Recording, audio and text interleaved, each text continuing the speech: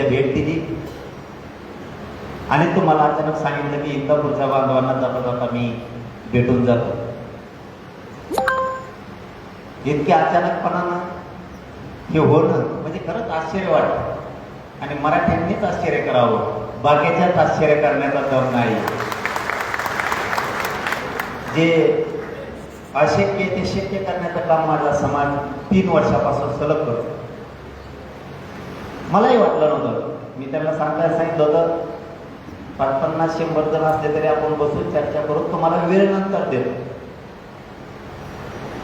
इंदापूरला नक्की वेळ दिला आणि बैठकीसाठी येईल, पण आता ही बैठकच झाली ना.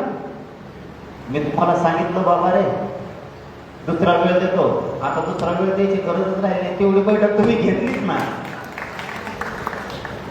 मला फक्त जाताना तुमच्याशी बोलायचं होतं, तुमच्याशी संवाद साधायचा होता. काय होत आहे, आंदोलनाच्या वेळेस कोणी उपोषण केले, कोणी साखळी उपोषण केले, कोण सभेचे आयोजक होते, संयोजक होते, कोण स्वयंसेवक होते, कोण कोण आपल्या बांधव मराठा सेवक म्हणून काम करतात मला माहीत नाही. मी प्रामाणिक मान्य करतो ते, कारण एवढ्या मोठ्या गर्दीत नावं लक्षात राहणं, चेहरे लक्षात राहणं, ते काय उलट व्हायलंय. काम करणारे बाजूला राहते तर तिसरेच माझ्याकडे नाही, जे रे ते मान्य केलं पाहिजे. आणि मला काय माहित नसतं, मी म्हणतो हो तूच आहे, आणि मग दुसरे म्हणतो याचा काय समज होता, हे तर दिसलाच नाही. आता मला माहित आहे का ते नाही, म्हणून आपण प्रत्यक्ष संवाद केला पाहिजे, आपण प्रत्येकाला भेटलं पाहिजे. आता म्हणून मी ती मोहीम प्रत्यक्ष गाठीभेटीची सुरू केली, करणारे समजा आणखी केली नाही. यार बोलू नका तुम्ही,